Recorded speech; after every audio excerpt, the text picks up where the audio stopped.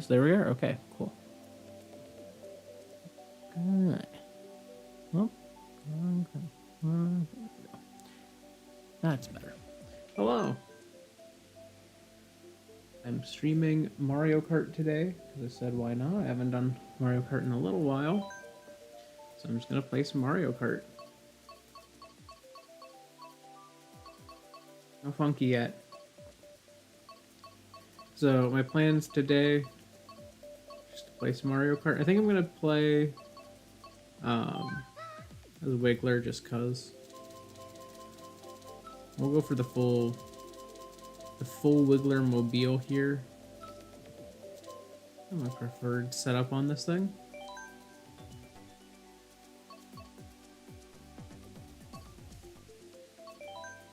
Let's go for something just simple, easy, and fun to start off with.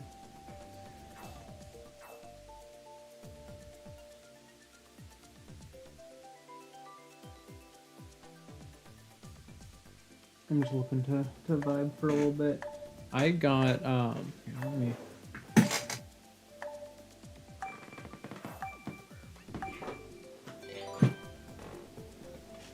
Alright. I got a couple Wii U games, because really I thought it was going to be in one box, and it was just going to have one disc, and it would have both games, but apparently Star Fox Guard is separate. Don't know why, but... it is. But yeah, I got Star Fox Zero just kind of on a whim. I figured it was going to be cheap because it was not a well-liked Wii U game. And sure enough, it was. It was like about $20 off or so when I looked on Amazon, and I said, okay, you know, I can pick up a new copy for $20 less than I would normally. I can deal with that.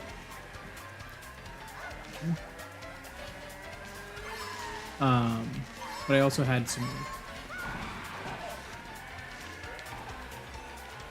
other like reward points and stuff that I could redeem to like save a little bit more. So I did. So basically, only got it. It only cost me like $5 in the end.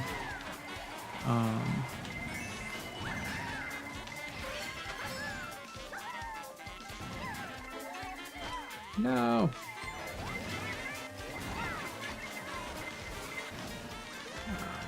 I am not doing so hot.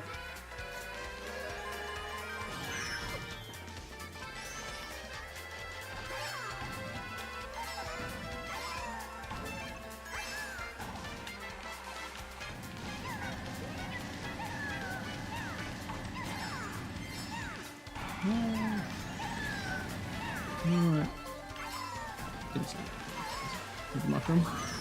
No! Literally moments before I was going to use my bill.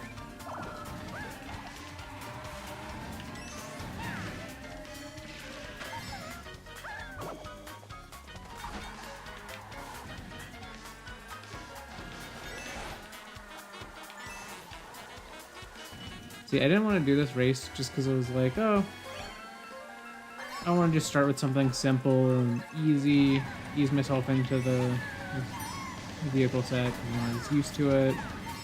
No.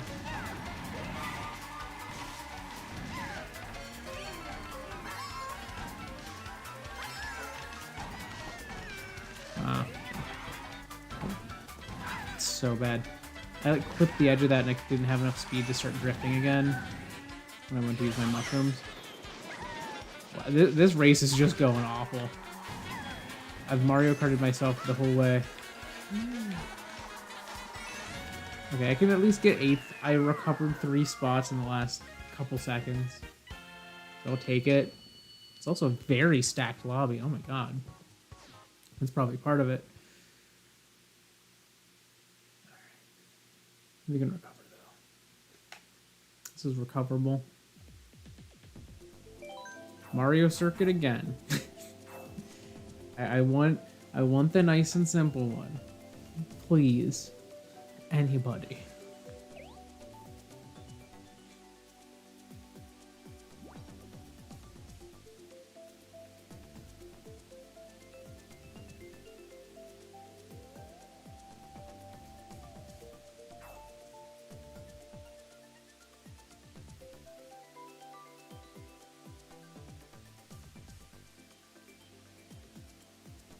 Who I not picked? Could have sworn we just lost 3 people, which would make those 3 spots empty. Okay, no. I was just taking its time. I was like, oh, what's going on?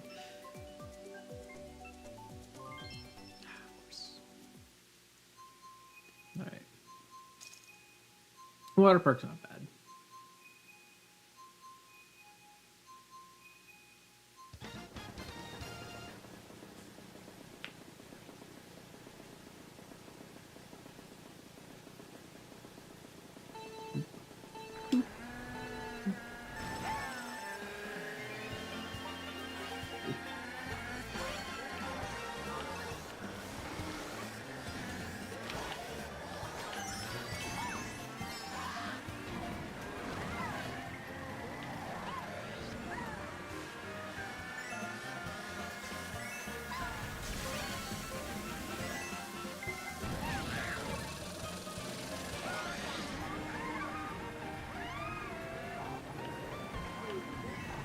I'm like, they're probably gonna go for the shortcut because they can.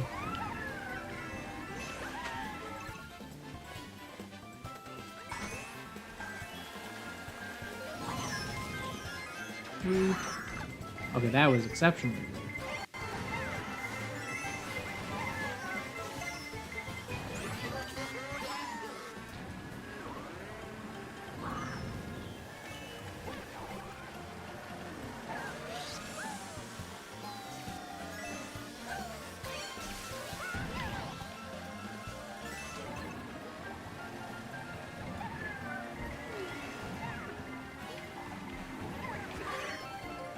What did I hit?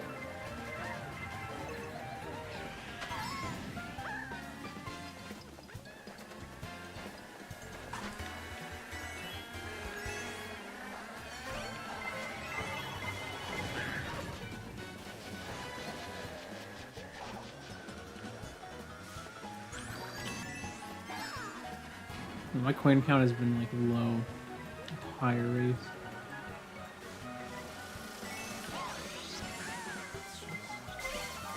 Ah. No. No. No.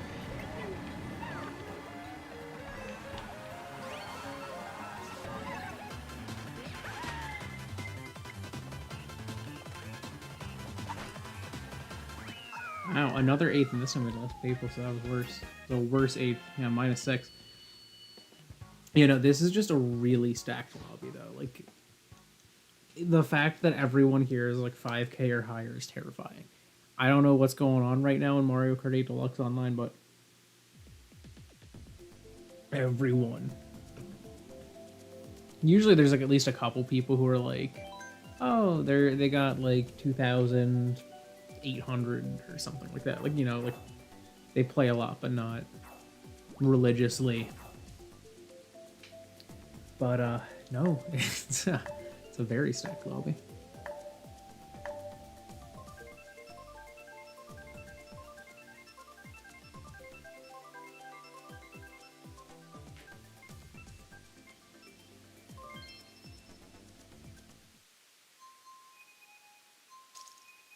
If I can't get above like 6th place at least once in the next couple races, I'm probably gonna switch to like my main just to make this lobby a little easier to deal with. But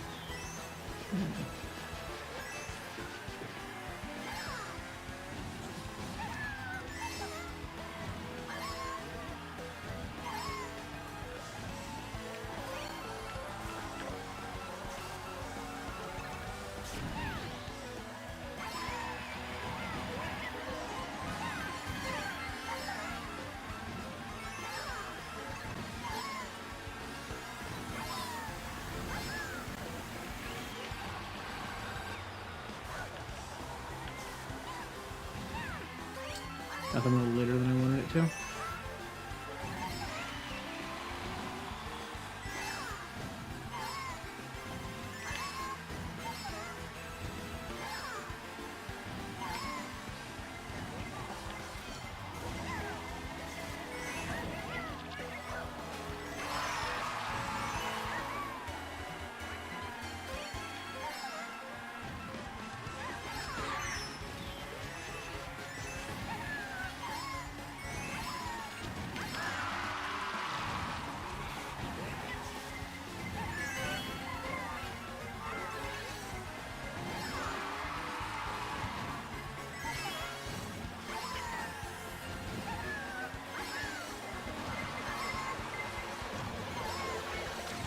No!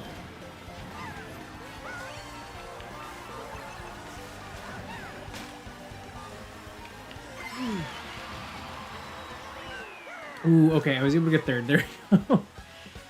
Oh, man. That was rough. I was in the air when the blue shell came in, and I was like, oh, I can't mushroom out of this, I don't think. I don't think the answer was... I don't think I could have. I just also hit it late.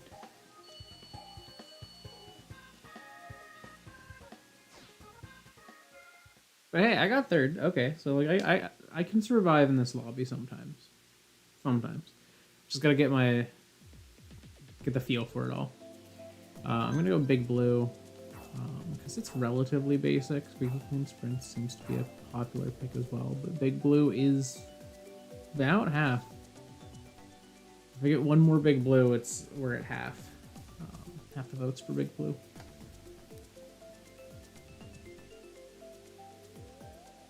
But I guess we didn't have... Okay, Squeaky Clean Sprint. Okay, well, never mind. We have 5 and 5, and then 2 that are not the main picks. So we'll see how that goes.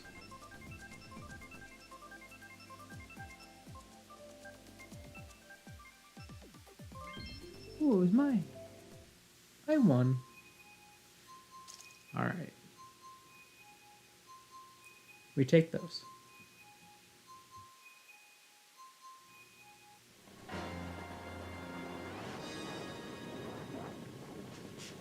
Let's assume battle stance.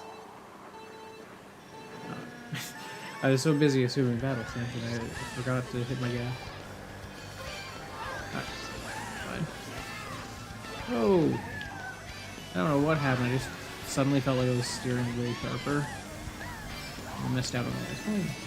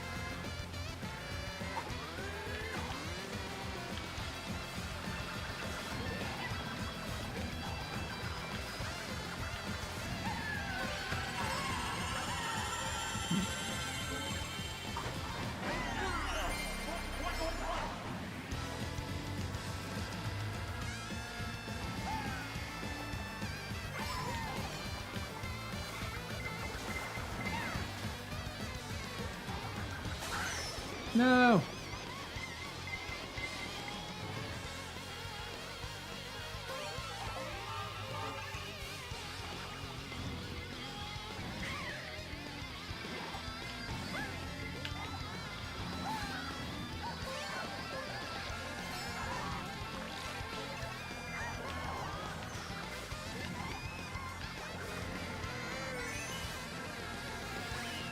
Alright, I got third again. That's alright. Oh, my red shell hit? That was the part that confused me there. Is like I threw my red shell and it hit something and broke. I was like, did they leave like a banana in the path that I just happened to take? It was like going off-road too, it looked like, but I don't know. Red shell took a path. I'll go Dragon Driftways. What is that me down there? Oh, those are white glasses. I thought those were. I was like, what is going on with its face? Or no, those might not even be white glasses. Maybe they are gray. It's just at certain angles they look super dark or super light.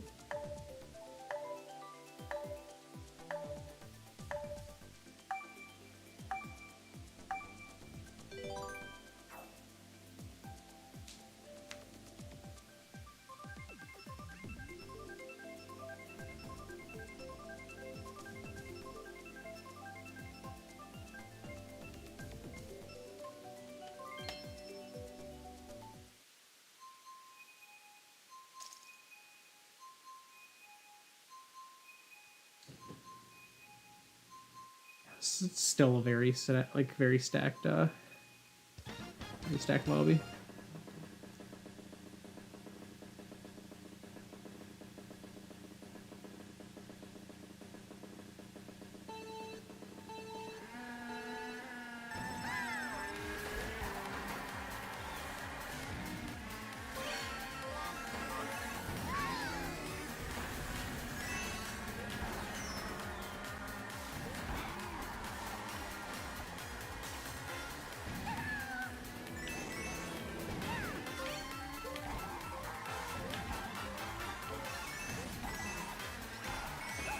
Oh no.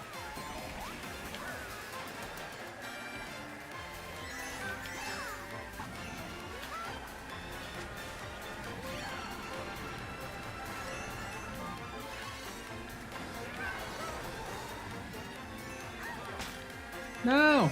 Are you kidding me?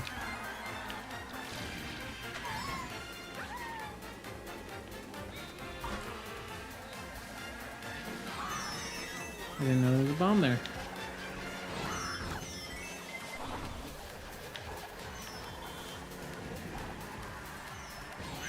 Oh my god, that was sad. the green shell bouncing off the cart just right in would have hit me.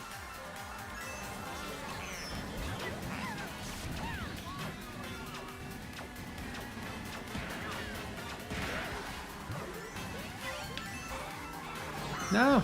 I was trying to stop before hitting the car. Oh my god, what? Who had a super horn?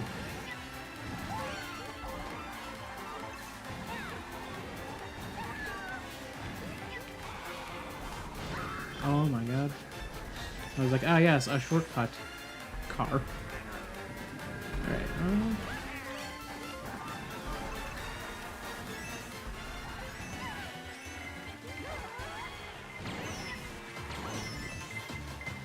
Alright, those are collidable.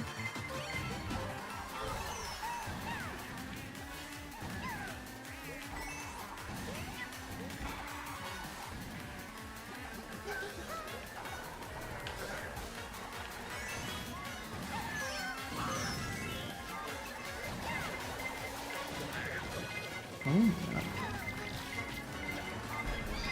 No! My last mushroom! That's just mean. Alright, despite all of that... Oh no. I jinxed myself. I came in 5th because I said despite all of that. I was gonna say despite all of that I came in 4th, but no. And Link had to sneak in and take... I managed to get 2 spots in that last second there. Sneaky. Let's go 3DS.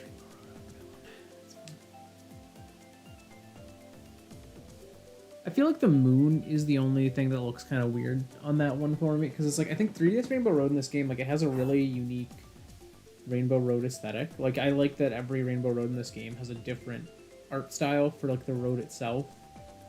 I don't even art style, just like I guess design for the road itself. I really like this one, but the moon feels super polygonal, and it's like not.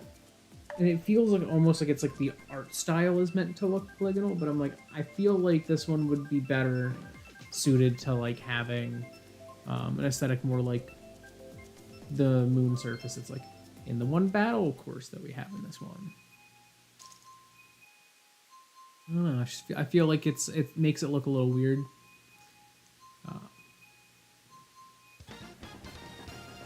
Because like other than that, I feel like this is one of the better looking courses like in the DLC so far.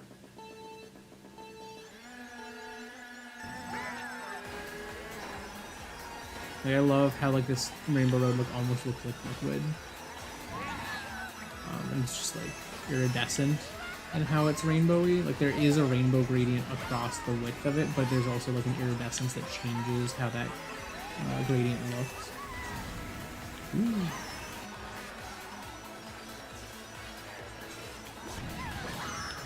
Nice.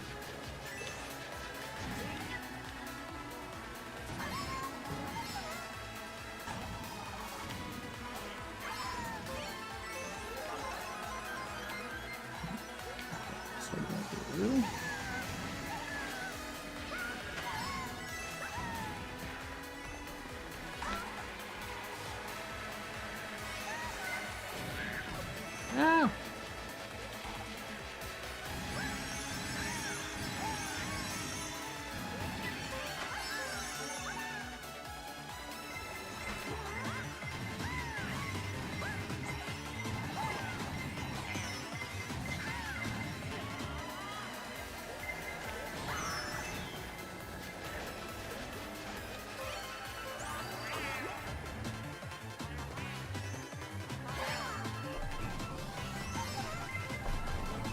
Yeah, it's like the surface texture of the moon there is made up of like little triangles. It's not even the model, it is just the texture.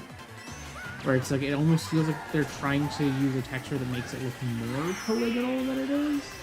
Because the actual model is fine. It's just like this weird, like, very triangular texture for no real reason. And that's the part that like makes it the weirdest to me. It's just like, it doesn't look...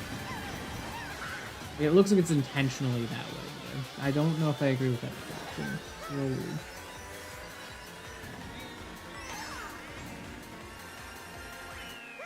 I was able to hold on to 6th.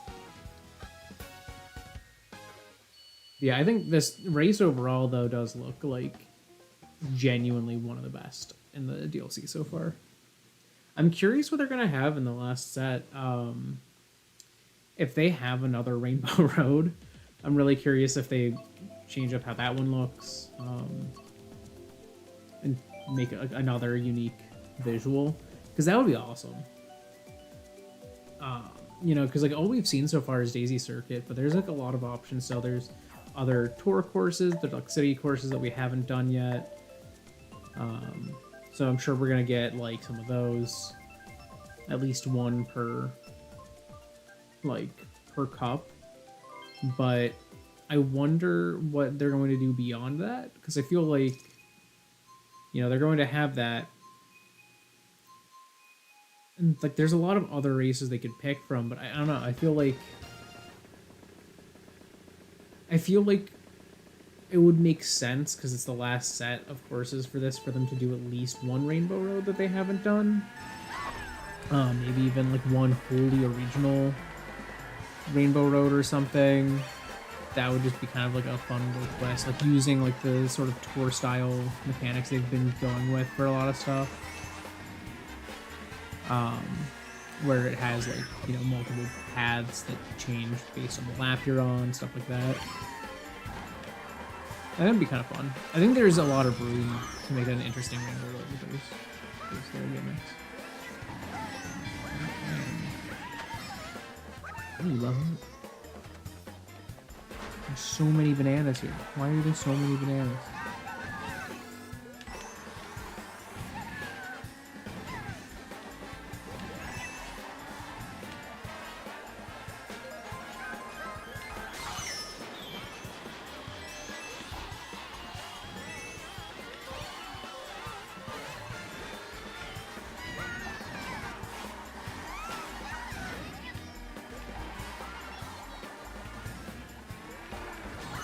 No.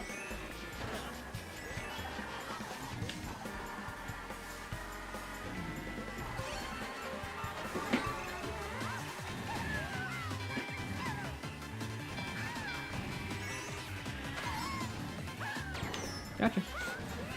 I was able to hit one of them with my star.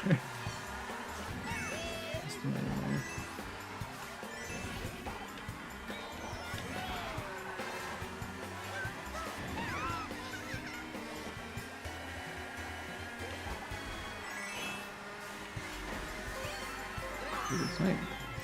I was like, oh, I'm definitely in like the danger zone for online drifting near that person. Ooh, that turned way wider than I needed to because I wasn't drifting yet.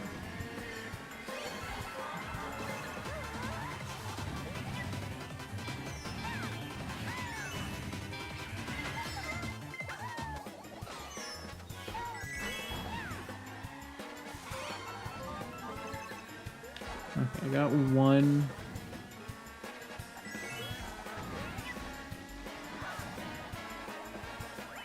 Cool. I was able to hold on to fourth with that mushroom at least. That was helpful. And online fourth is not bad. I got plus 16.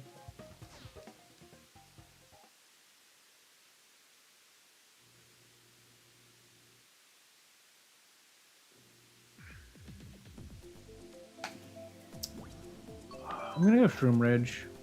I like most of these horses, but a lot of people were down on Shroom Ridge when they added it, and I'm like, Shroom Ridge is one of the cutest little like there are cars on the track races. Like hands down, it's one of my favorites. And it's like, yeah, I know it's really basic and it's just like a small circle. There's not much going on. It doesn't have much like sensibility to it. Like other races like this have, like it's just a loop. There's nowhere that the cars could get off. But I don't know. I think it's cute and it's fun. And it's just a relatively short, simple track. I don't know, I enjoy it. And I feel like it's probably partially because I'm just a huge Mario Kart DS sim. And it is a Mario Kart DS race. That is completely possible, but that's the entire reason I like it, is just Mario Kart DS is literally like my favorite Mario Kart, hands down.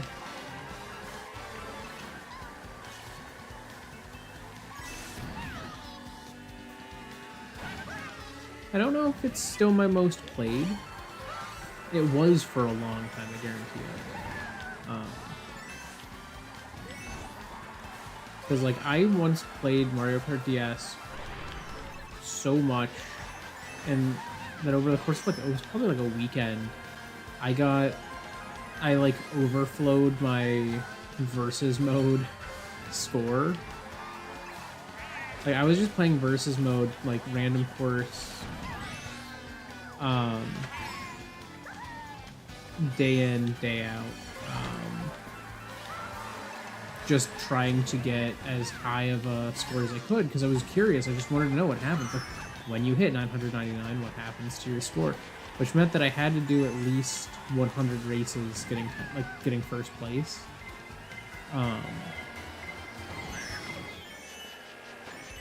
To get to that score. And I didn't get first place every time. Like sometimes I just got poor luck and got lower. And I think I did it against like hard AI too. So it was a little less common to get a first place too. But I was like pretty good at Mario Kart DS, so it wasn't like super difficult or anything, but it was just like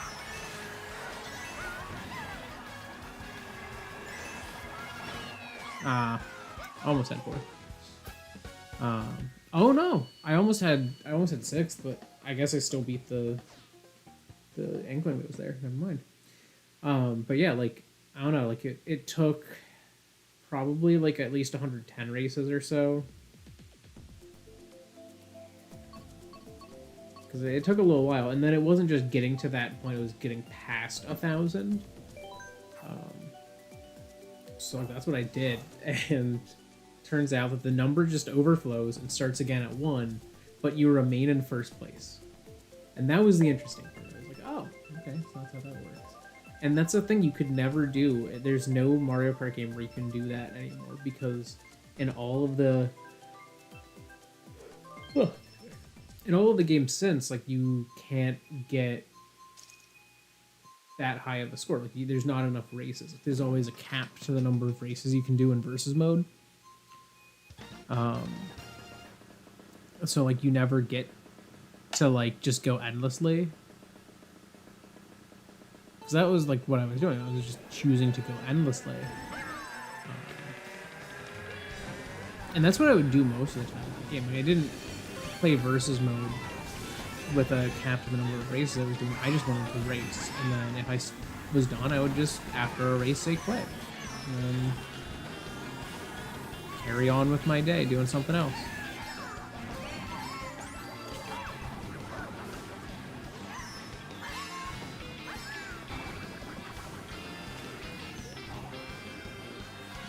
Lost my red shell.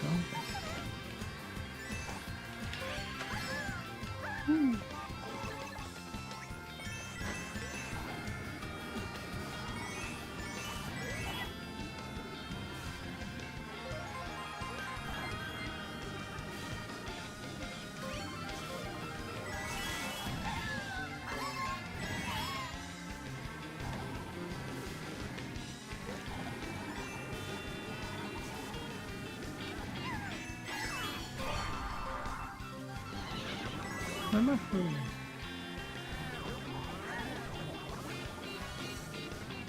Oh, he did survive that.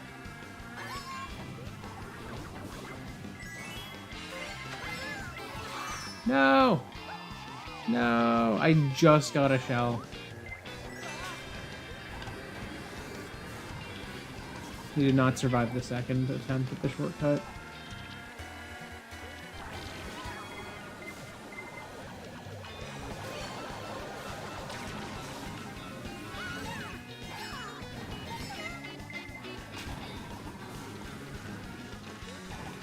Play defensively.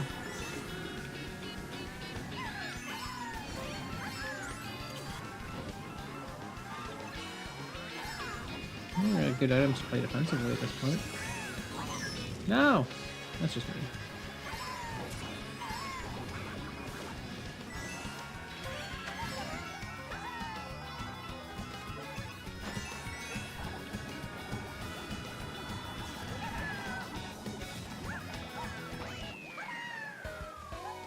I don't know if that bomb hit anyone. I think the daisy went around it.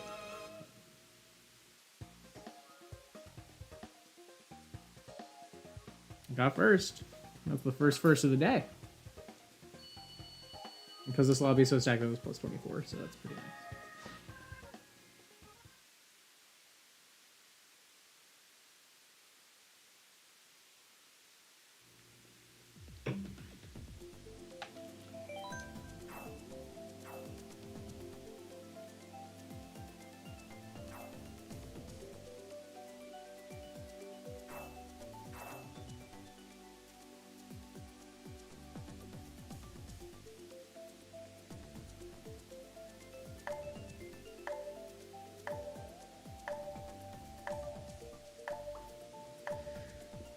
I'm gonna pick a race? The answer is... Oh, apparently.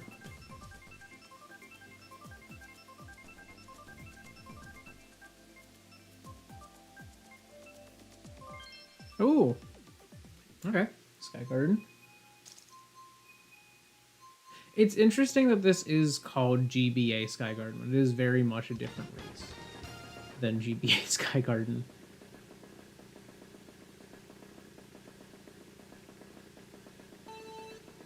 Like, I don't even know if it is the same shape as Sky Garden. It just has the same music and like overall aesthetic of like these like tiles and clouds, beanstalks around.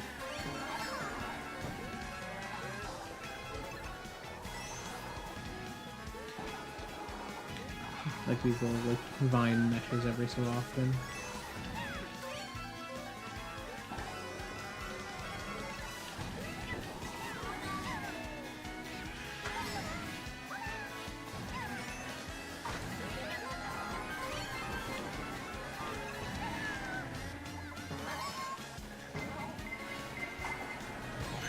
No.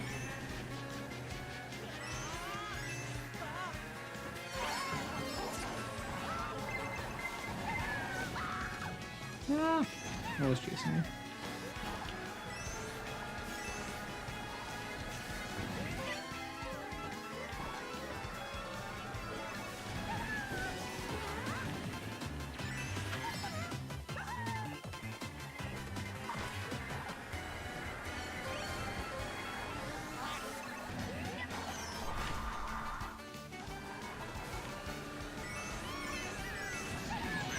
No.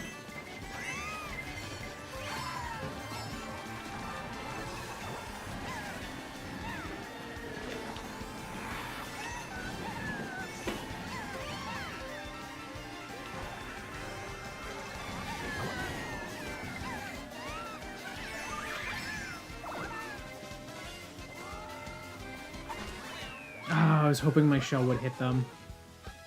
But they went over my shell and then through me.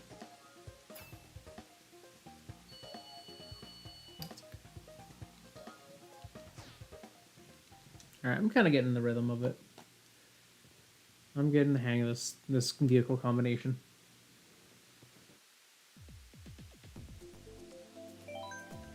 Just did 3DS Rainbow Road, so I'm not going to vote for it again. But I would. I do enjoy that race. One of the races some people are predicting for the DLC will be like, I think it's Piranha Plant Pipeway or something like that. It's very similar to this one, but it's a different Piranha Plant race with pipes. And I don't know why. Like, one, I don't know why they just took that exact theme again. Like, I get the desert theme repeating because like it's a desert. There's not a lot of options that they've gone for other than like Western deserts, which they've done like in the US. And like Egyptian style deserts. So it's like, I don't know why every like Piranha Plant themed racetrack right now needs to have pipes. Which, well, I guess actually that makes sense, but I don't know why it has to be specifically like you're in like almost like a sewer system style thing, like in an industrial like pipeway type thing. Like, I don't know. I feel like I guess it is kind of like a reasonable thing, like knowing that Piranha Plants like have consistently had connections with like pipes. But it's like, I don't know. I feel like it's a little interesting of a take, but at the same time, it's like you've done it so many times now. And I feel like Piranha Plants have so much more variety in the games now that it's like it feels a bit silly and almost like you're leaning too hard on like past tropes of Piranha Plants. When it's like you could be leaning on, you know, the fact that like PD Piranha exists and doing like slightly more sunshine themed stuff, which, you know, maybe it's a little outdated now, but they still use PD for quite a bit. PD's in this game, and it was in 4. So it's like you could do that. You could also, oh, like what happened to my fire? I had a firefly. I could have sworn. Oh, maybe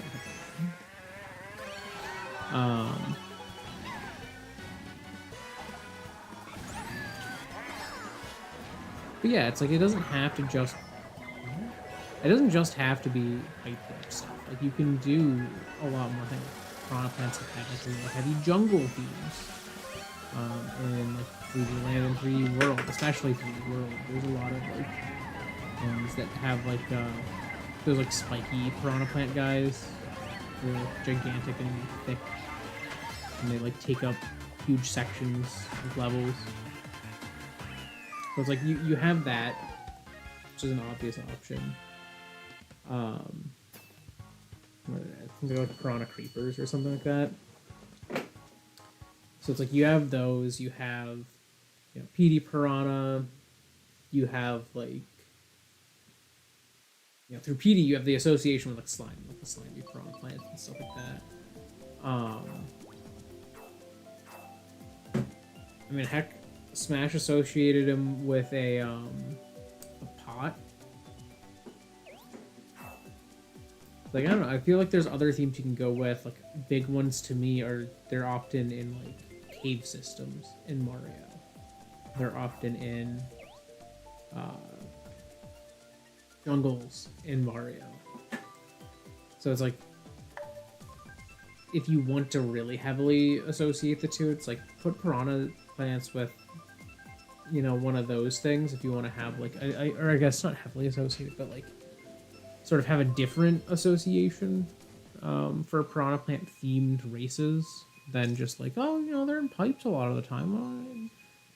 have you go through some pipes, and then there's water. There's water and pipes. I was like, that's not necessary.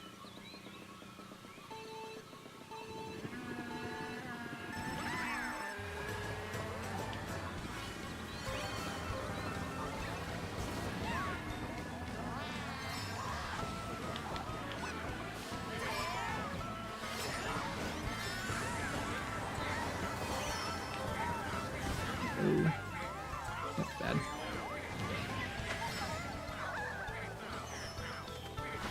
Hoping it would not go after them.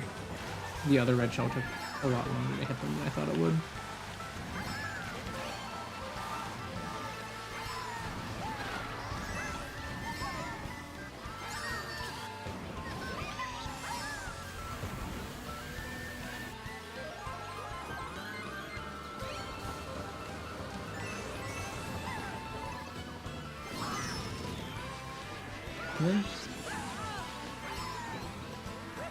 They didn't even use the fire flower beyond that.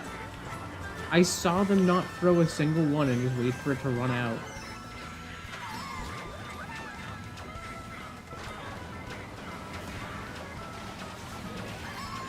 Unhinged behavior. Or very hinged, overly hinged. Let's say that. Because it's like, with the fire flower, it's like the whole thing with that item is that it's like, oh, you get to like spam it and just throw a ton of fireballs out and hit things. And that's like, at least in this game, that's how it works. In the original game, it was like actual Mario Fire Flowers where there was like a limit to how many you could have out at once. So it's like, you didn't want to spam it because then you'd waste fireballs that would otherwise be useful, you know? So it's like you had, because they would literally just like disappear. The last one you threw would go away if you tried spamming it. So you could throw out a ton, they would just have really short range. Oh, my red shells hit each other. That sucks. Ah, that super horned me. I threw my red shells and I was like, okay, that should be a good enough gap. And then it was like, oh, I'm going this way. And now I'm going this way. And then these were bunk. That was unfortunate.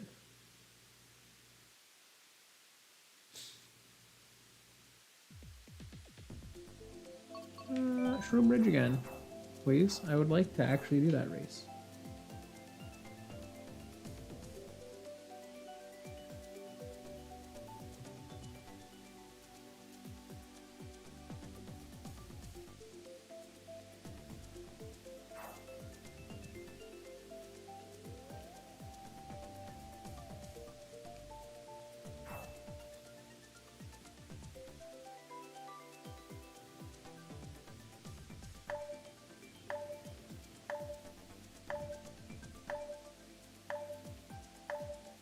Got a lot of Shroom Ridge appreciators here.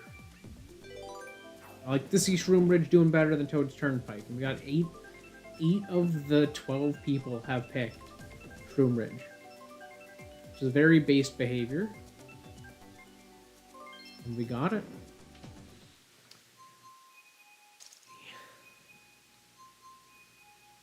Yeah, this lobby's getting a little less crazy, but there's honestly, I would say it still is a little crazy of a lobby. There's some people who are really low in their scores, but then there's like a ton of people in here that are like 7K. What are y'all doing? What do y'all do with your lives?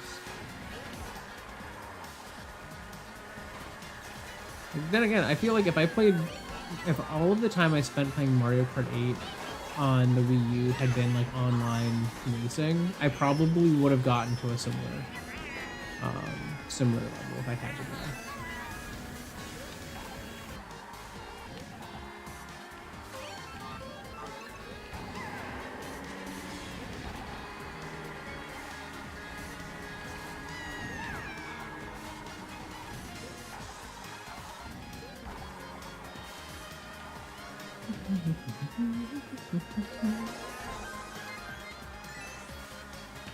Eat.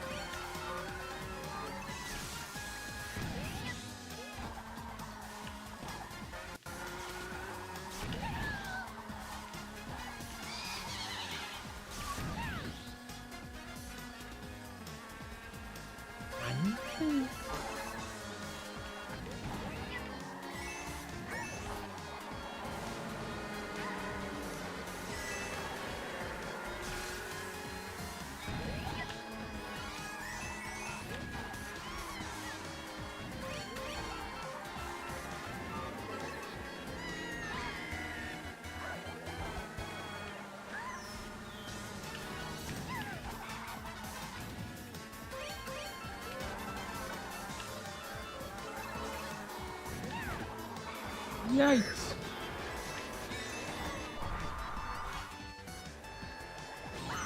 Oh, that's so mean. No! No! I just want items. And I got like the worst items you could get in 7th place. Are you kidding me?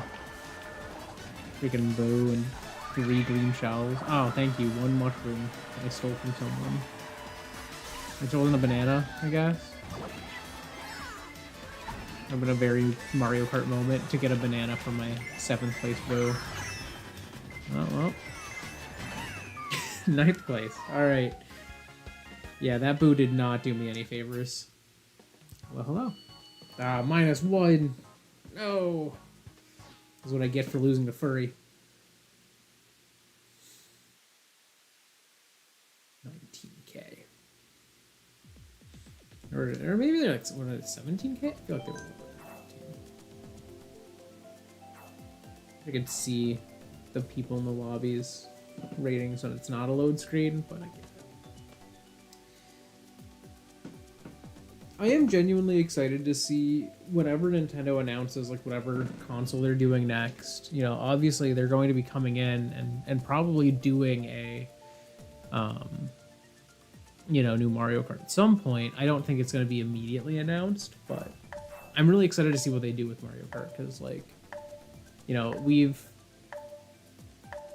you know, had Mario Kart 8 for 2 console generations now. Like, this has been the Mario Kart game since, like, what, like 2014, 2013? It's like almost 10 years. Maybe it's 2014, honestly.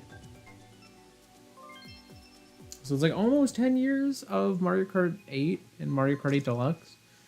I mean, heck, it's been on the Switch for, like, 6 of those years. That was a 2017 release. Very early on in the Switch's lifespan, they put Mario Kart 8 on it. So it's like,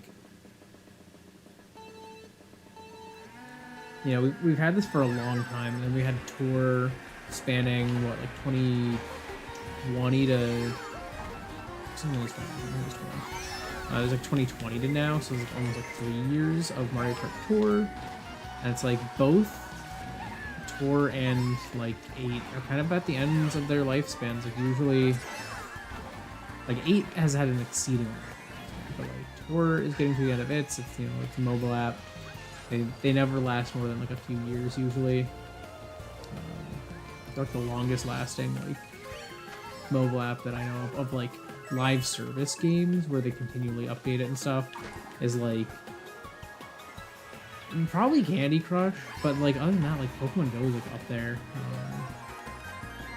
Candy Crush has a lot, but Candy Crush also continues to release new apps. I don't know if they have still update the original game or if they have been updating later apps that they've released, you know?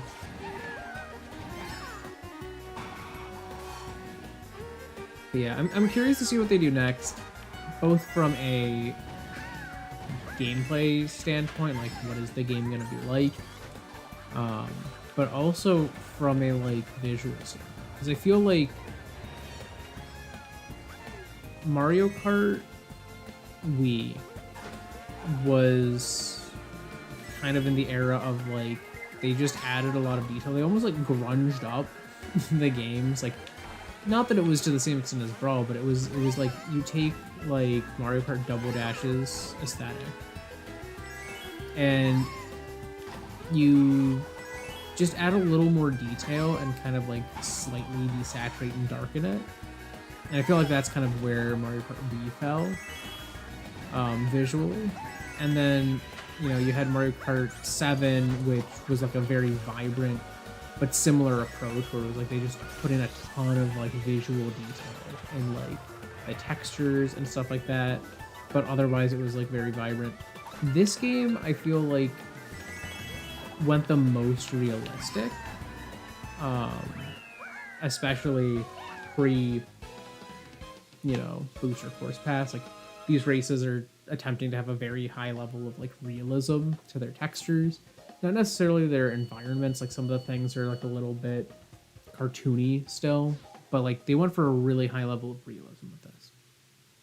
And I feel like they did that with a lot of Wii games, where they went like, okay, well, how do we make it HD? Well, we make it realistic. And I feel like the Switch was an era between that and them stylizing things more. And you know, you see that with like Super Mario Brothers Wonder. It's coming out literally this month in like about 2 weeks. You know, it has this very strong aesthetic that's not just we took the game and we put realistic textures and lighting. Like they it's going for a lot more cartoonish of an approach. So it's like I wonder if they're going to carry that into Mario Kart. Like I could see them releasing like, oh, the next Mario Kart is going to be, you know, Mario Wonder's aesthetic. You know, it has these like really stylized versions of the characters or something, and you know, the courses are really stylized and have like really weird lighting conditions. And I feel like, you know, the booster course pass here has a very stylized visual thing. Like the I would say the textures are a bit too simple to feel at one with the rest of the game. But like, you know, look at this. Like, this is, I would say, like a little more stylized of an approach. Like these trees don't have leaves; they're just cloud shapes. You know.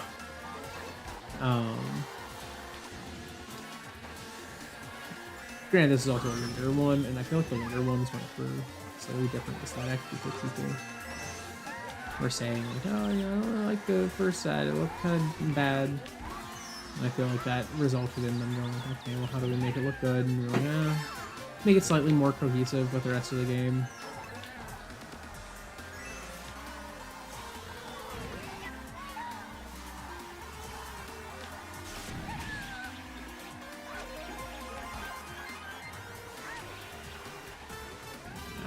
Okay, them.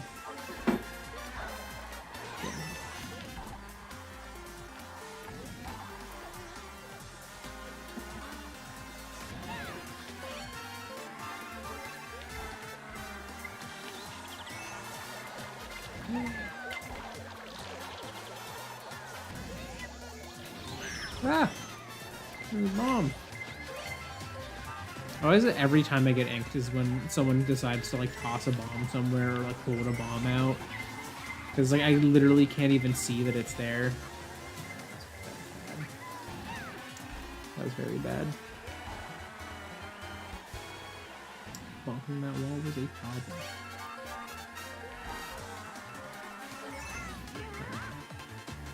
This is kind of like a good time to have this.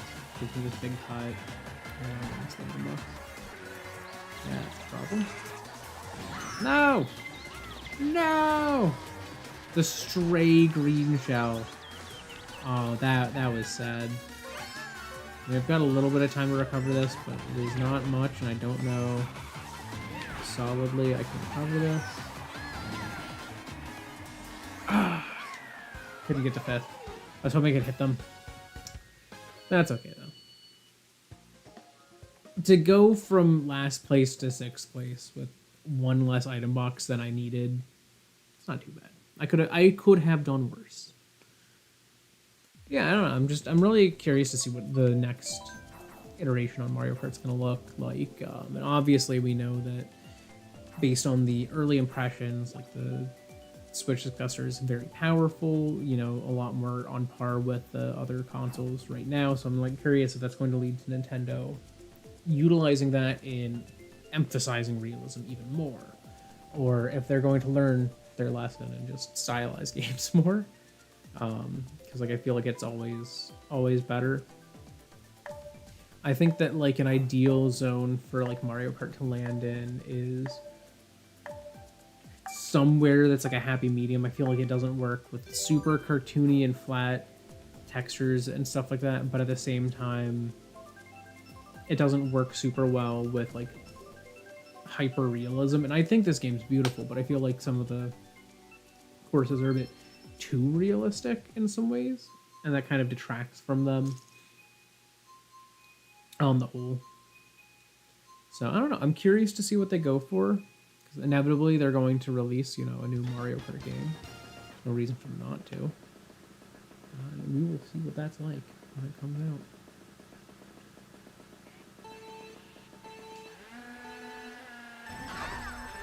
I was gonna say, like, that dude started way early. And then, like, not only did they start early, they didn't correct it. That was the surprise to me. It's like, you don't have to commit to it. Once you hit gas, it's not the, the end of the world. Like, you can always stop hitting gas.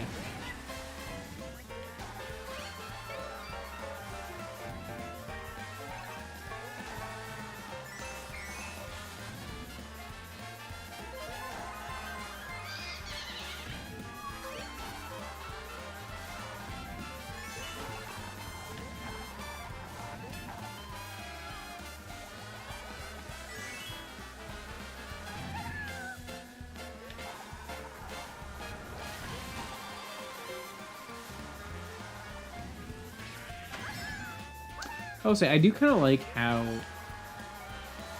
confined this course is. Like, I'm not a huge fan of this one from, like, as far as the tour courses go, but I do like that this race isn't, like, trying to cover a lot of ground. It's just, like, twisting in on itself in a lot of different ways. Like, it's a relatively small course footprint-wise, but it has a lot of variety. And I feel like it's pretty fitting for, like, a course built on, a very densely populated city. It's a very dense course.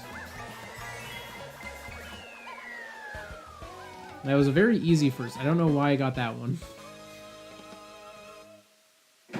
But the game did deem me worthy of a first place there. We'll take it.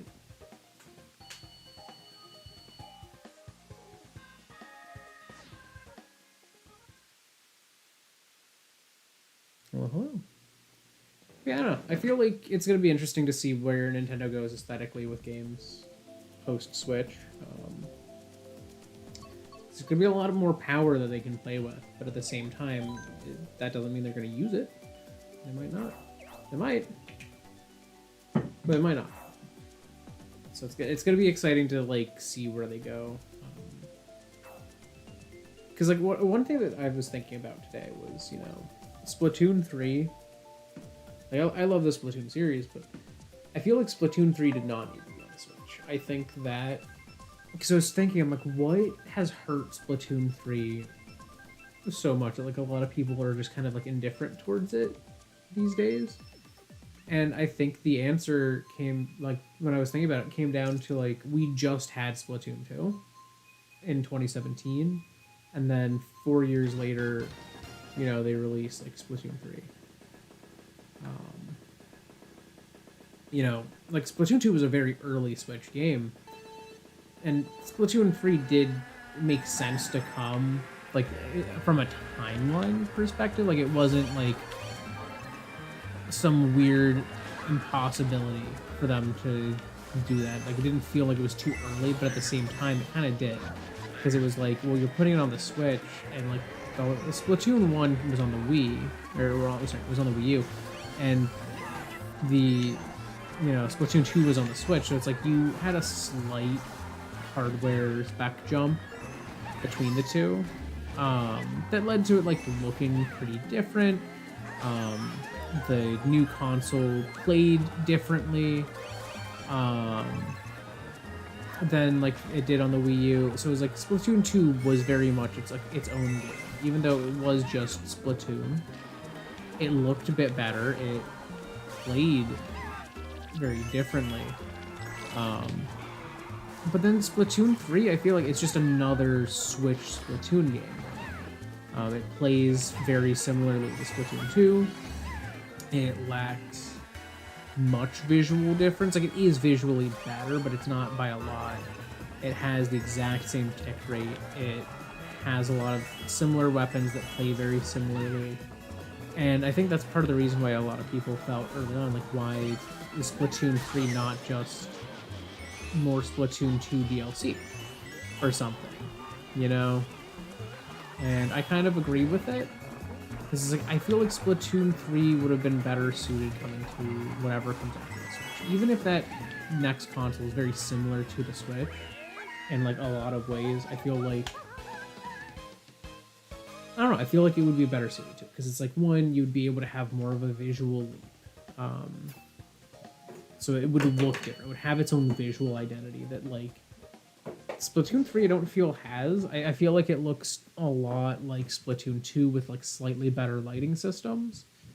And it's like, don't get me wrong, it's a beautiful game, but it's like, so is Splatoon 2. And that's kind of where I'm coming from, is like, it looks just slightly better than Splatoon 2. It looks just slightly better than Splatoon 1. And it's like, I feel like it would have been better suited releasing Splatoon 3 on whatever is next, so you could have this huge visual, like, you know, just jumping leagues ahead of what Splatoon 2 looked like. And then also having a new console that allows you to have new mechanics, maybe a better tick rate, in online play, like things like that. You know, really making Splatoon 3 into something that like Splatoon 2 couldn't be. And I think that's kind of the biggest hurdle that it faces. That it's like it's competing with its own series. Splatoon 3 is competing with Splatoon 2 because they're both on the same console. The only major difference is that Splatoon 3 is the one having like Splatfest and stuff like that. The Splatoon 3 has like some new levels and stuff. That it has like some different weapons, but it's like some people who don't have a lot of money, like kids, you know, they're not necessarily gonna pick up Splatoon 3 if they already have Splatoon 2. Their parents could be like, well, you have Splatoon. What do you mean you need Splatoon? You got Splatoon. You play it all the time. And like Splatoon 2 still has an active player base because it's on the active console. Like Splatoon 1 does have an active player base, but like to say that it's as active as it was when the Wii U was big is really a gross overstatement. It is not in any way close to the player base that it was. Like, it does have an active player base. I feel like it got more active after Splatoon. And people kind of were getting tired of the Splatoon 2 and 3 gameplay, and, you know, wanting to go back to the original, which is distinctly very different compared to Splatoon 2 and Splatoon 3. Like the mini-map being on your gamepad at all times was huge. You know, super jumping was a much more common mechanic in Splatoon 1. You know, Ink Stripe used the mini-map to determine what location they would go to. Like, the game was built very heavily around the use of the gamepad while playing. And in Splatoon 2 and Splatoon 3, it's like you have to push a separate button to make the map show up. You don't have a map. And yeah, you had to look down before, but it's like looking down was very different than hitting the X button, you know? I think it's X, right? Because X used to be jumping, now it's, I don't know. But yeah, it's like, it's a very different experience playing Splatoon 1 versus playing 2 or 3. And I feel like 3 versus 2 is a very similar experience. Like, I played it, and I went, yeah, that's more Splatoon. And that was it. Like, that's how I felt. Like, I picked it up, and I was like, yeah, I know Splatoon.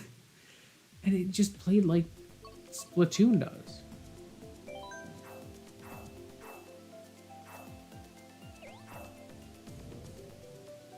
It didn't feel very distinct. And I still played through like the entire story mode. And I'm really excited for the DLC, but it's like I don't play Splatoon 3 much anymore as far as like online goes. And to be fair, I fell off of Splatoon 2 for a while too, but it's like when I picked up Splatoon 2, it felt different than Splatoon 1 for the most part. Like, it was similar, but there were differences. And playing Splatoon 3, it felt like I was just playing Splatoon 2 for like the different weapon kits, you know? And that's one thing, like, I don't care about weapon kits much. Like, I mean, I do, but at the same time, it's like, I don't really strongly and distinctly look at, like, weapon kits. Like, you know, you play Splatoon, and I don't know, like, I don't play it like at a super high level. It's like I don't sit there and go like, oh, what's my sub weapon? What's my you know, special? Oh, is my special like how does it synergize with my kit? Like I'm not thinking those thoughts when I play Splatoon. I'm just sitting there and like I want a weapon that I can play the weapon, and then like sometimes the kit matters. It's like usually it doesn't matter that much. Like if I like that weapon, I'll just get used to its kit. You know, when I played Splatoon 3 at launch, I picked the same weapon that I played primarily in Splatoon 2, which was Aerospray. And it had a different kit. I didn't like its kit as much. Then they released another Aerospray and it had a kit I liked slightly better, so I tried that. But it's like, the kit wasn't why I picked the Aerospray. It was because the Aerospray is just the weapon that I can play. And have the most fun with. It's a very satisfying weapon to use.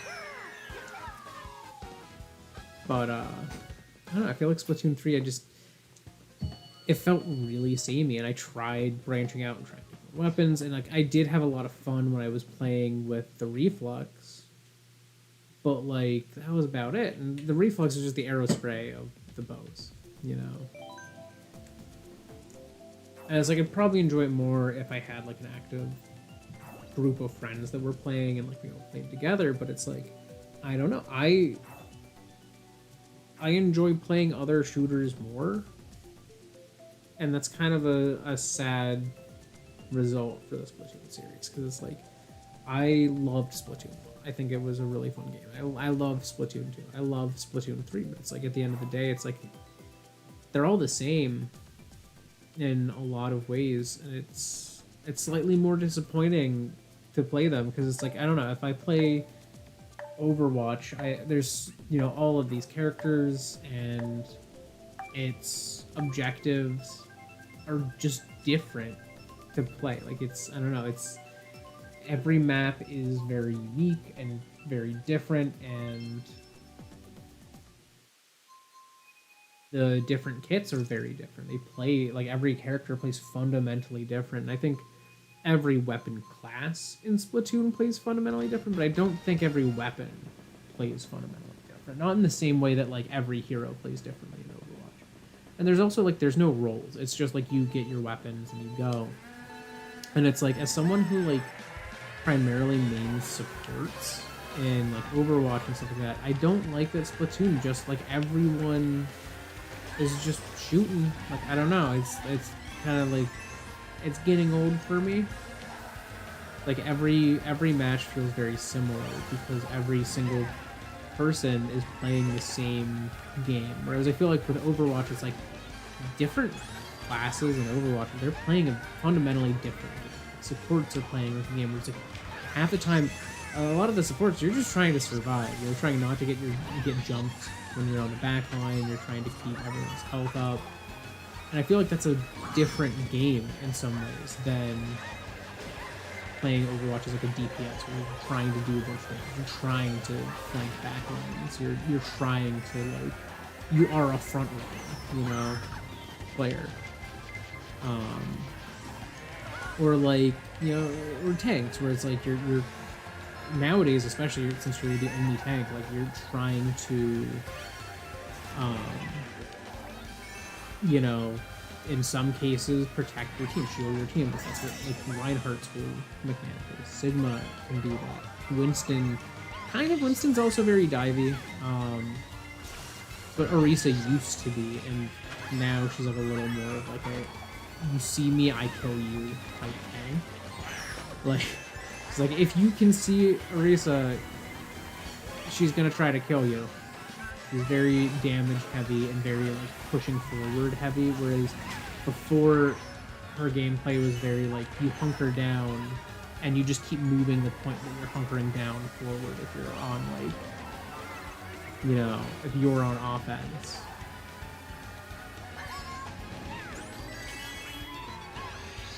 But it's like, I don't know, I feel like that's something that Splatoon is lacking right now. is like it doesn't have. There is no offense and defense. Every game is the same game. You're all playing the same mode. If you're playing ranked, you're playing that ranked mode. And every map plays the same. You're only playing that mode is the other thing. It's like, and you're only ranked within that mode. And I'm like, I don't get that. Why should splat zones be played at different times than tower control be played at different times than clam blitz? And why should you be ranked separately for all of them? They're not that fundamentally different games. And it's like when I see someone Splatoon rank, I want to see like how good are you at Splatoon, not how good are you at clam blitz. You know, how good are you at tower control? And it's like I feel like Overwatch and like a lot of other shooters that are objective driven like that do better because they give you variety. You're playing a different game every time. You know, sometimes you're playing the same mode, but like again, like the different characters are so different. Maybe you're playing a different role. Maybe you're on a team with a different composition, you know, and you have more to think about. You're picking what you're doing at the start of your match instead of just going into a match with like, this is the kit I picked, and then just you get unlucky and now you're up against a team that like has a counter kit to your kit. It's like, I don't know, I feel like Splatoon could learn from more modern shooter games and like ways to like make it more fun, have like an online experience. And I feel like what's happening with Splatoon is it's getting stale for people because it's been the same general gameplay for the past 3 games now, and the exact same feeling game for the most part for the past 10. And it's like I feel like Splatoon could be better. I'm hoping that if they release like a Splatoon 4 on whatever comes after the Switch, that they learn from Splatoon 2 and 3, and 1, only release one game. Console generation. 2, support that game more, and 3, make the game more varied. Like if I want to go onto Splatoon and play ranked, I should not only have one mode. I should be playing multiple modes. If I want to go on to Splatoon and play Turf War, like sure, have that be its own mode. But I think, honestly, something that would be better would be make Turf War like a mode of its own. In like have Turf War be ranked. Like have ranked Turf War matches or something. Like, I don't know. Like just make Turf War like maybe even make it Splatfest exclusive.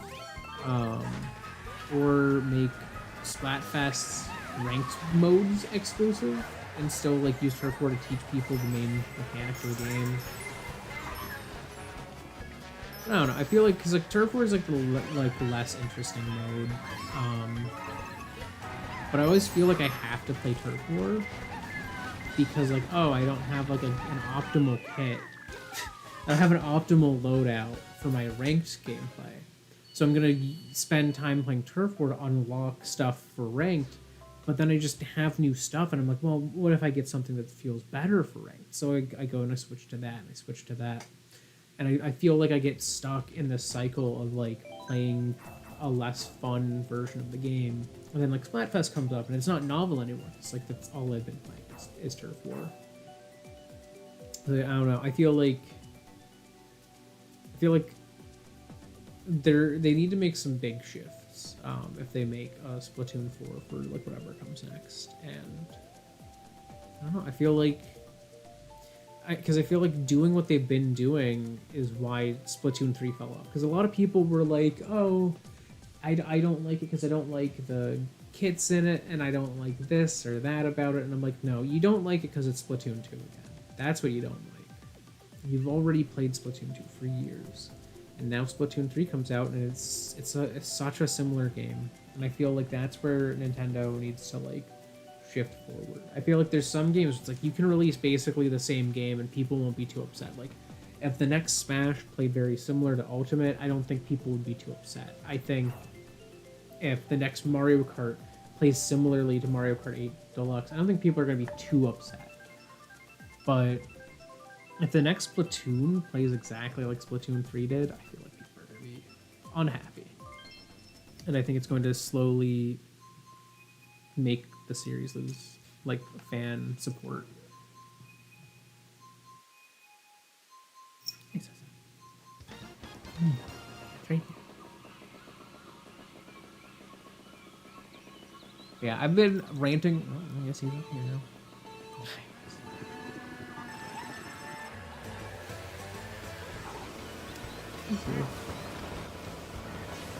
Yes, you are here. Oh. Ow. I'm wearing shorts, Buzz. I am actually wearing shorts right now, and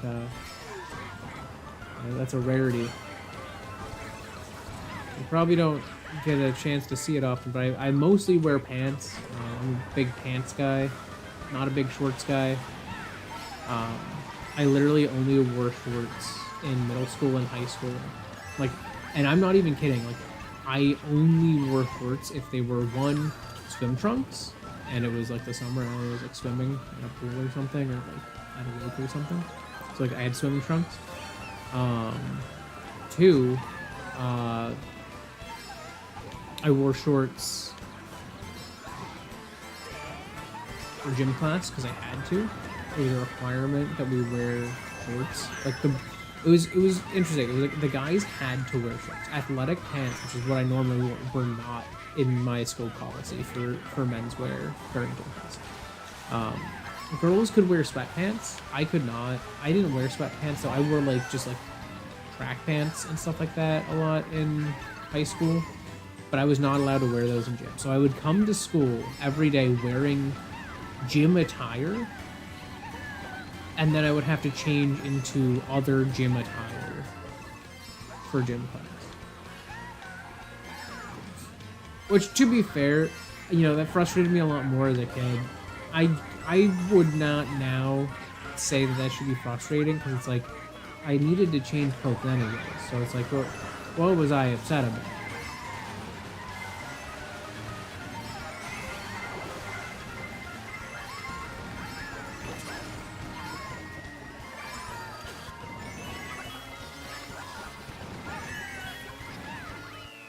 Alright, I got third.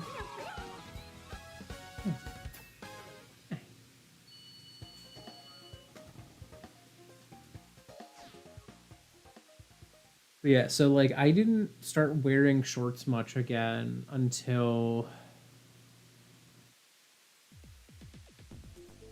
when I was in college, starting in like my sophomore year. I would occasionally wear shorts, like occasionally.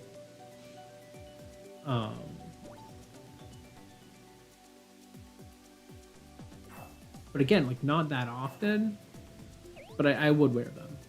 And nowadays I have kind of gone back to like, I don't wear them often. That's mostly because like when on my work days, like I wear my work clothes, and I'm not someone who like changes out of their work clothes when they get home. I don't care for that. Like I'm just like, I'm already wearing these clothes, why am I gonna take them off? So I'm a big pants guy these days again. I always have been, but I am wearing shorts today.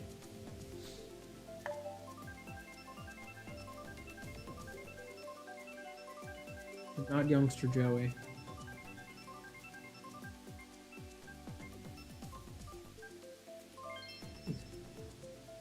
Hey Finn.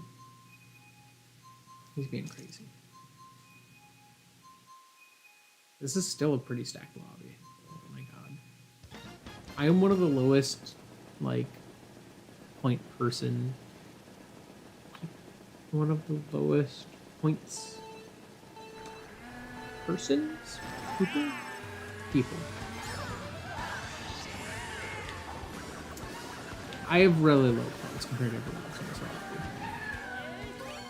And like my points these days are pretty high from like just having been streaming this a lot semi lately. Because like I don't play online Mario Kart 8 often. Usually when I play it for fun, I just play like versus mode for myself. I would sometimes play with people. Like I used to play this a lot with like my dad when I was when I was young. No, when I was in high school, really. We would play a lot together.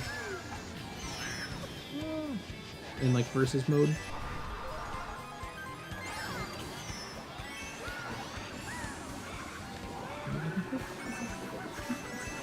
Oh, it's down there.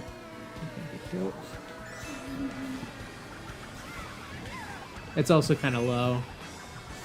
At least I think it is. It's hard to tell when command stair is getting low. It just kind of stops and you go, oh, it's low. No. No. I don't know why I didn't like spin out. I just kept boosting, and then my mushroom fell away.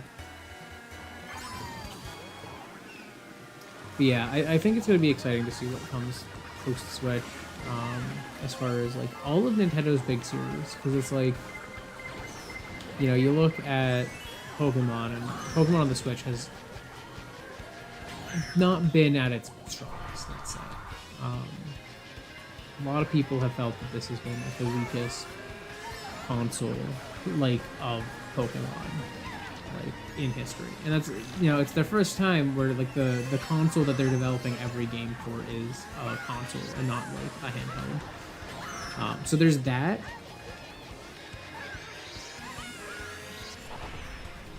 But I don't know, I feel like I'm not gonna do so hot here at the end. Cannot recover this. But, like, I don't know, I feel like Pokemon has really struggled to find its footing on the Switch. But it's like, I feel like it's not alone. I feel like there's a lot of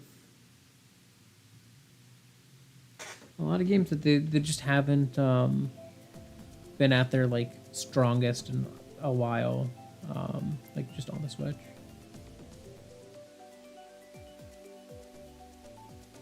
And it's like, I feel like that's the biggest thing, is like, one of the main points of consensus I've heard from people is that the Switch is the console where you see all of these series having record sales, but having mid games. You know, you look at, like, Animal Crossing New Horizons, and people loved it for a little while, but then it quickly fell off for them because it didn't have a lot of the things that they really loved out of Animal Crossing, which, like, to be fair, it had more than enough for me to enjoy it. You know, I was never someone who would constantly feel like coming back to like, Animal Crossing games and would play them for a long time, and then I would stop eventually. And I've, you know, more than hit that point with Animal Crossing New Horizons.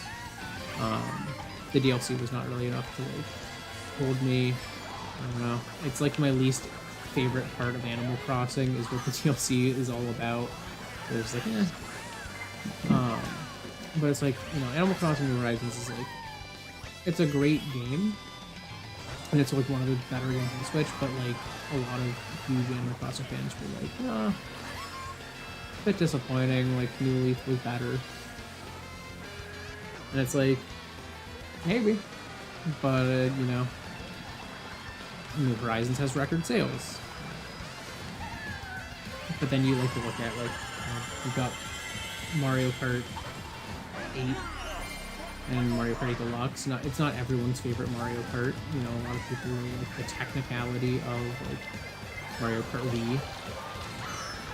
And that's, like, fair. But, you know, Mario Kart 8 Deluxe is record sales on the Switch. Like, literally, it is the top-selling Switch game. It has sold so many copies. You know, Pikmin 4. I'm pretty sure it was record sales for a Pikmin game. And you look at it, and Pikmin fans unanimously have said, it's alright, it's pretty good. But it's not been their favorite. It's not the best to them. You know, we have, you know, like,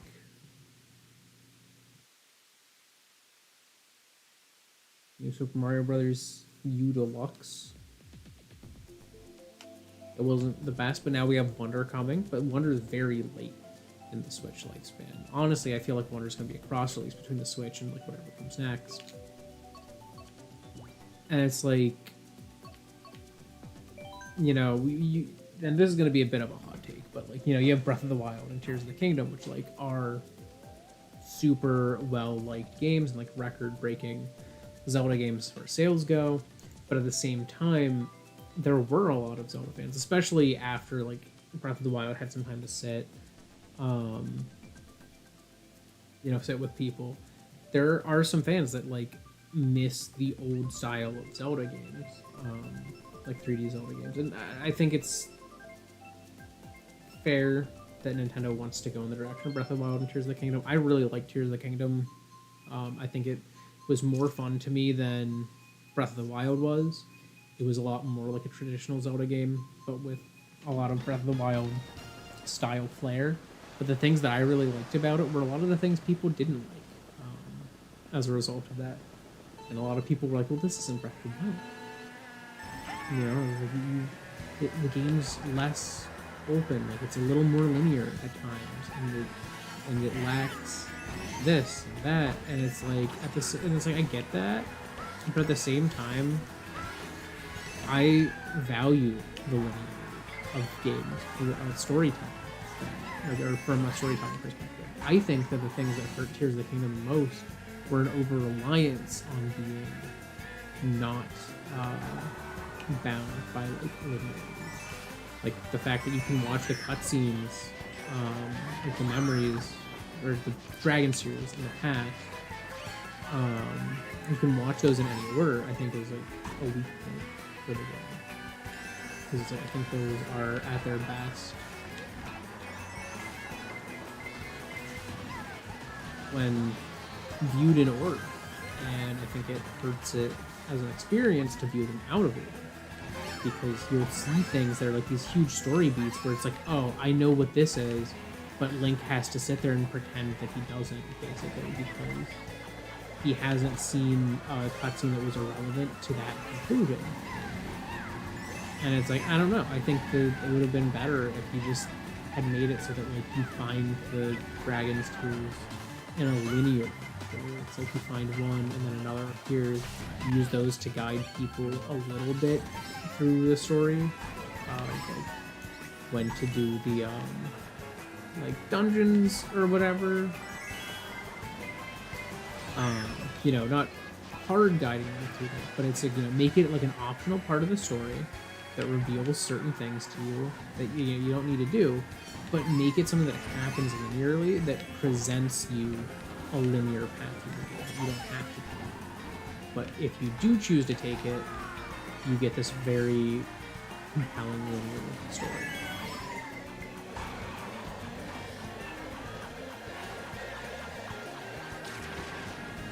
But, you know, I think, regardless, one of the things that Nintendo has to sort of decide post-Switch is, what is Zelda going to do in the next generation? What is, you know, I think they've determined their direction, at least with Mario Wonder, the direction they want Mario to go. And I feel like they did that with a bunch of games. I think there's a lot of games, late in the Switch lifespan that are like really redefining the visual language of like certain series. So it's like, I think they are finding a path they want to take with some of those things. But in other cases, they are a little bit unsure. You know, like things didn't go as well from like a fan viewpoint as they probably wanted them to on the Switch. Where, you know, it was this fantastic console full of like good games, but not a lot that stood out to people as like truly amazing. I know a lot of people really liked, you know, a lot of people really liked the Kirby and the Forgotten Land. A lot of people really liked, you know, Mario Odyssey. A lot of people really liked, you know, a lot of games, but then they were in some cases so fundamentally different than what those games had been in the past that like fans of the series were like, in some cases. You know, I think Mario Odyssey was probably one of the ones that landed the best. It went and redefined what 3D Mario was, and 3D Mario fans loved it. Kirby and the Forgotten Land was in itself redefining what Kirby could be, and Kirby fans loved it. And then other games tried to do the same thing, and some of their fan bases didn't love it. And that's kind of interesting because it's, you know, it puts it in a case of like, well, a lot of people really liked it, but like the people who liked this series already didn't. Like one that comes to mind for me in that respect is one that comes to mind to me for that type of thing is Fire Emblem Three Houses. I'm not a big Fire Emblem fan, but like I played Awakening on the 3DS, I played a little bit of Sacred Stones, and I'd say I'm very casual with it. Like I don't like permadeath and stuff like that. As a mechanic in my Fire Emblem games, I want to be able to not have to constantly think like, oh god, if I lose a person, I'm going to have to completely restart this entire level. I don't like having to play with that mindset. It's just stressful for me. But at the same time, you know, it's... No! No! That was evil. That was actually evil. But at the same time, like, Fire Emblem Three Houses, the fan base is very different in what they really like than later Fire Emblem games. Or, like, other Fire Emblem games. But it was the most popular Fire Emblem game. So then, when, like, they released Fire Emblem Engage, which, from a mechanic standpoint, plays the best, a lot of Fire Emblem Three Houses fans hated it. They were like, this is not Fire Emblem. I was like, this is more like what Fire Emblem was. It's a little goofy. It's kind of the most of it. But it's like, it plays better. And that didn't matter to people because they wanted the pieces that they added in Three Houses and not the pieces that were fundamental to Fire Emblem. And so it's interesting. It's like there's sort of like two communities that have formed in the Switch era of Nintendo. There's like sort of like classic fans and modern fans. And it's like, I think the first time we had that switch was from 2D to 3D. So it's very interesting that we're seeing that with like the Switch era. It's like the Wii U to the Switch, you know, or the 3DS to the Switch. You know, there's a lot of like split fan bases being formed. You know, and in some cases, it's the third time it's happened. You know, you got, or I guess the second time it's happened. Like you've got Zelda, who had like, you know, where it had, you had the 2D fans, who held like A Link to the Past, the best Zelda game of all time. You had the 3D fans, who a lot of them they were less set, but like a lot of them would say Ocarina of Time was the best game of all time. But now you also have the fans who are like, Breath of the Wild is the best game of all time. You know? You now have 3 sets. It's kind of funny. But anyways, that is all for me for Mario.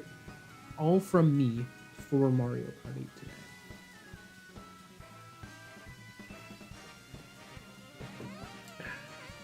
I should be back next Wednesday. I don't know 100% what I'm going to be doing. This is a pretty fluid time as far as my streams go. But yeah, I will be back, you know, then, playing games. About it. So thank you so much if you joined me live or after the fact. Either way is cool with me as long as you had some fun. That said, I'm going to go do human things as humans do, and you probably should too. So thank you so much. Goodbye. Farewell. I'm going this way now so that I can stop streaming.